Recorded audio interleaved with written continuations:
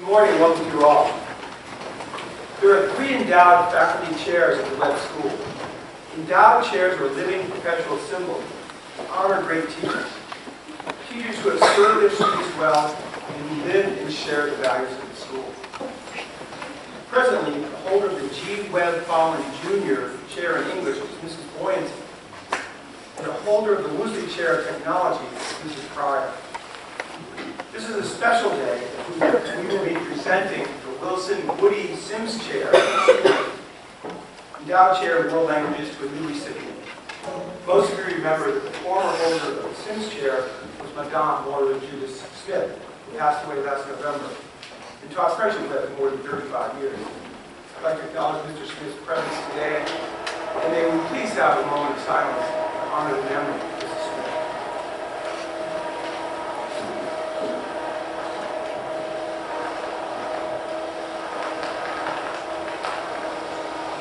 Thank you.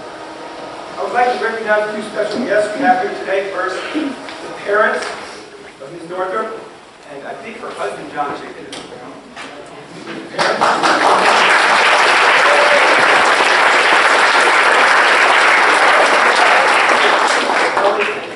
Okay. Good. And also, a former member of the Board of Trustees, the Trustee Emeritus, Mr. Pick Stevens, class of 56, came here. Great friend of the Secretary.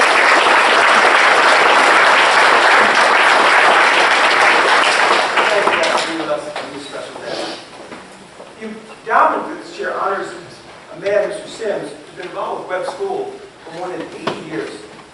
A member of the class of 1942, Wilson Woody Sims Sr. has also served as a trustee or trustee emeritus since 1954. His son, Wilson Jr., class of 72, wanted to honor his dad and all that his father had done for Webb School in a permanent manner.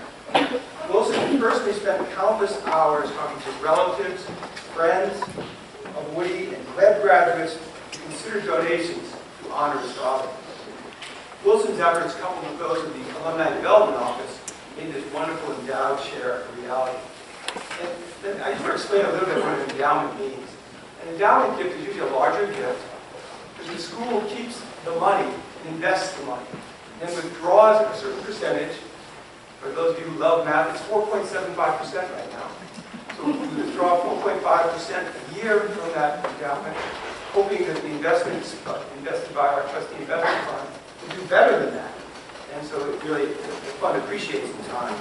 So that's how this works with an endowed chair or something like this.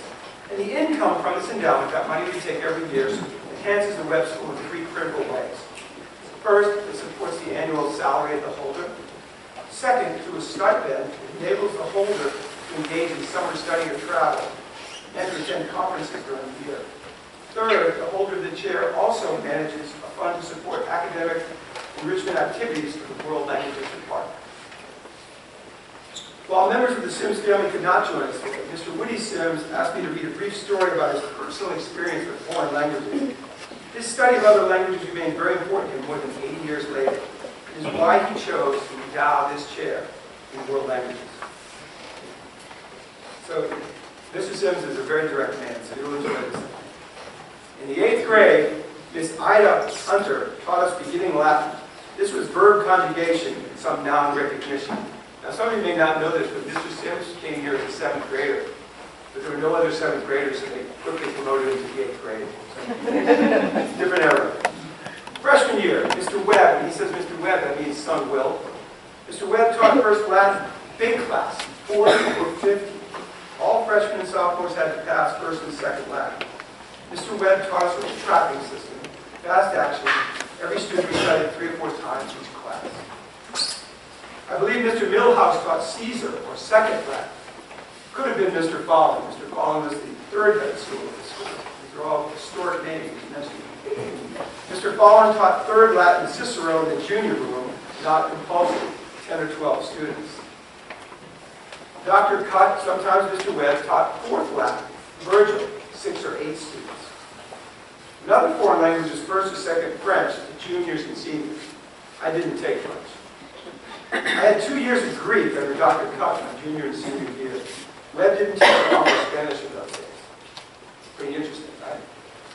I I had 5 years of Latin and 2 years of Greek. I think I took a Spanish course every term I was in college, ending up with advanced conversations, so I was proficient in Spanish. After the war, World War II, and law school, I was the official Spanish interpreter of the Nashville Metro Airport. So as you can see, Mr. Sims has a rich history in world languages, which is why he wanted to donate this chair to world languages. So I will now introduce the second recipient, the Wilson Woody Sims Sr. Chair in World Languages.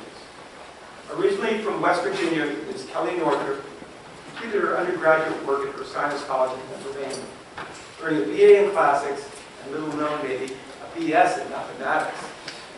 At her commencement, she earned the Bosher Prize for Excellence in Latin and Greek and was recognized as valedictorian of her class. She then went to Indiana University to complete her Master's of Arts in Teaching degree. At IU, she was recognized as Student of the Year and wrote her thesis on Hadrian's Villa. Following a brief sabbatical position at Knox College in Illinois, Ms. Northup came to Webb and has been with us ever since. At Webb, Ms. Northup has taught Latin for all levels, from 7th grade introductory through AP. Her engaging lessons weave together language analysis and literature with material, culture, and archaeology, and she's meticulously organized. Her care and concern for her students is evident in all that she does. Outside of the classroom, Ms. Northup has worked in the residential program, as head of Rand Dorm for 10 years.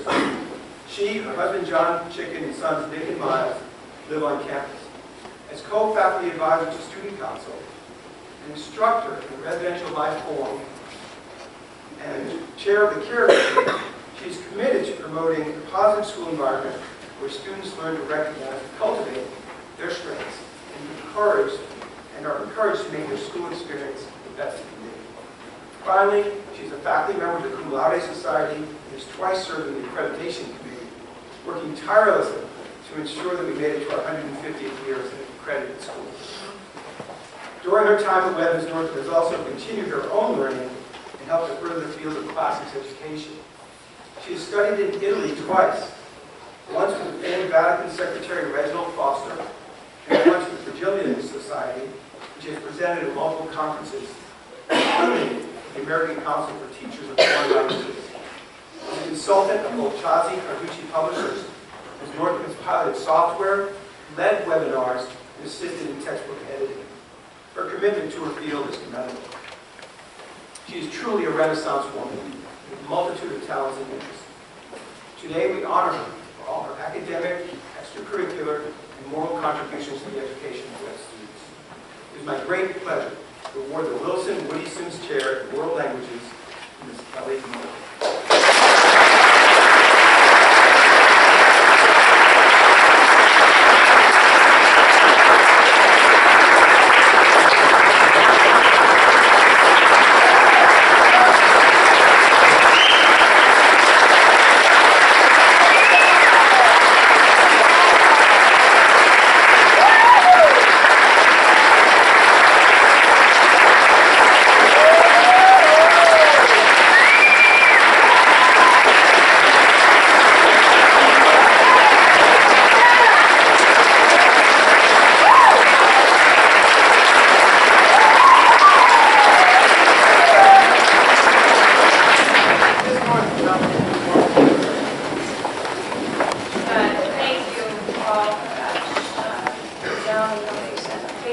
The only other time I've gotten a standing ovation was when I told the student body that I was expecting a baby. So this is all just about as monumental.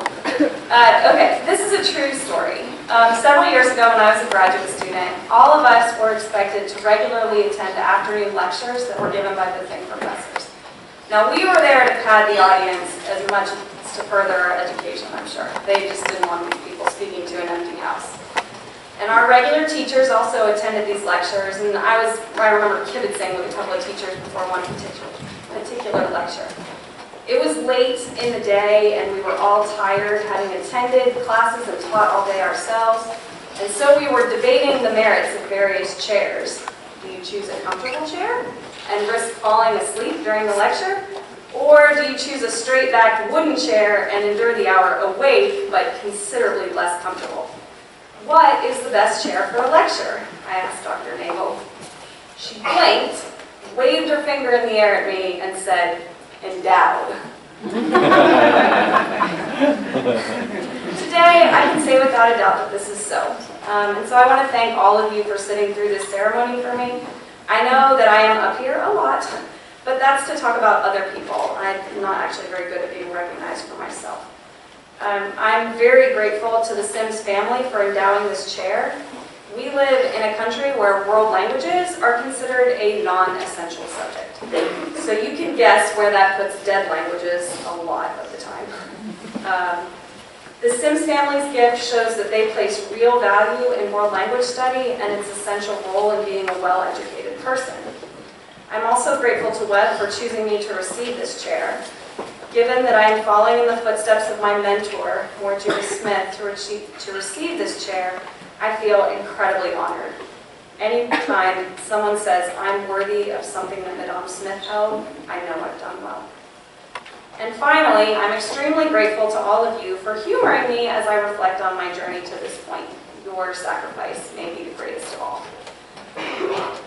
I think it is appropriate to say that I am here because of the people who taught me. I have been fortunate and privileged to be instructed by great minds and kind people. My parents, from my earliest days, told me that I could do anything I wanted to, and they would find a way to pay for it. And then they actually stood by that statement when I said I wanted to study the classics. That was a joke. My high school religion and Latin teacher, Mrs. Craneri, believed there was no such thing as too much repetition. And to this day, of course, I remember all of the Latin she taught me, but I can also recite all of the books of the New Testament in order and the irritating rhymes she made us learn to help us memorize them. I will not do that now. My college Latin and Greek professor, Dr. Wickersham, expected excellence from me and allowed for nothing less. I can still remember vividly an independent study lesson for which I had not prepared thoroughly enough. After about my third, I'm not sure. I don't know. I didn't look that up.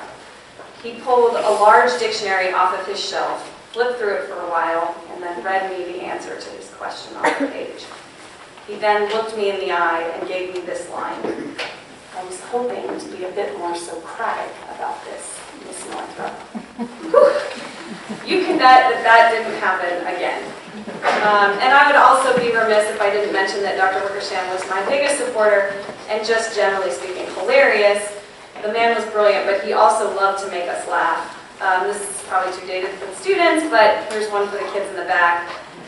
He bustled into class one Monday, and he was just so excited to be there, and he kept messing with his books and straightening his tie, and that's when we could tell he had something he really wanted to say.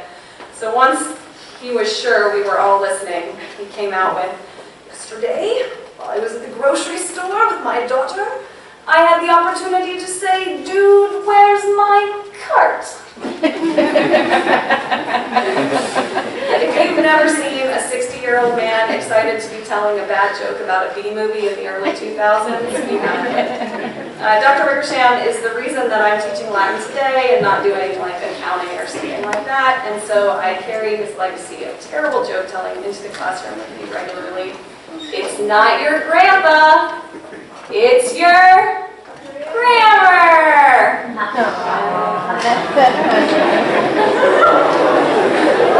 There we go. Okay. And in graduate school, I studied with some truly excellent scholars. I want to say the names of Dr. Tim Long and Dr. Cynthia Bannon, who showed me good pedagogy and rigorous instruction, respectively. But the one I want to expand on is Professor Eleanor Windsor Leach. She began her career in the 1960s in a truly male-dominated field of classics as a trailblazer. And she left her mark wide and deep. And Mr. Chicken and I were both profoundly influenced by her method of reading literature and material culture in tandem to inform historical understanding. So if you like our classes, you have her to thank. Professor Leach passed away in February of 2018. She was 80 years old at the time and still teaching. Now here at Webb, I'm fortunate to have colleagues who inspire me to be my best self every day for your benefit as well as my own. Okay, first, my mentor, Moore Judith Smith, who showed me by personal example what it is to love teaching and to love both the language and the students, and I feel her absence daily. For those of you who are not privileged to have known Madame Smith, she was on the faculty at Webb for over 35 years, and she too passed away in 2018 in November. In addition to Madame Smith, I have some of the best friends of my life among my colleagues at Webb, people who by their friendship, conversation, and example have made me who I am. This is where it gets dicey. Should I name them? I'll have to pass over most or we'll be here all day, but here's the short list of people whose names I have to say. Mallory Garcia, the feet beside mine, every step of this journey at Webb, from our first days through marriage and motherhood. Thank you. L.R. Smith, the person who taught me that impartiality is for journalists and debate moderators. When it comes to people you love, you get on side and you stay there, no matter what. Thank you. Janet Linton, my mom away from mom. Thank you. Jason Simpson, our department chair, who deserves this honor as much as I do, if not more, and yet greeted me with nothing but warm wishes when I was named. Thank you. And finally, Johnson Chicken, the heart of my heart, the Mitchell to my corn. Thank you.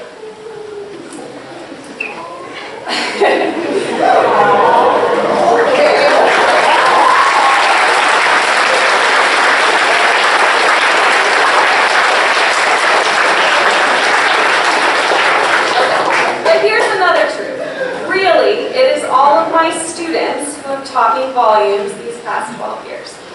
My dad has this saying that children are little Buddhas who teach their parents how to live, and it's so true. When you have kids, you get a crash course in all manner of things. For example, psychology. Why is he crying now? Is this normal? Physics. Can he jump off the top of that couch without snapping his little legs? Math. How many seconds does a child about to throw up have before he actually gets going? Literature. How does eating pancakes make the grade a better detective? And as much as my children have taught me about life, so much have my students taught me about education and growing up. What is possible, how the same thing can take months or happen in minutes, the fascinating places a person's homework can end up, the joy of leading someone through something that seems impossible at first to eventual great success. And so I add my students to my list of teachers, last but certainly not least. My teachers, all of them, are accurate scholars, tireless workers, people of personal integrity, and relentless inspirers and supporters.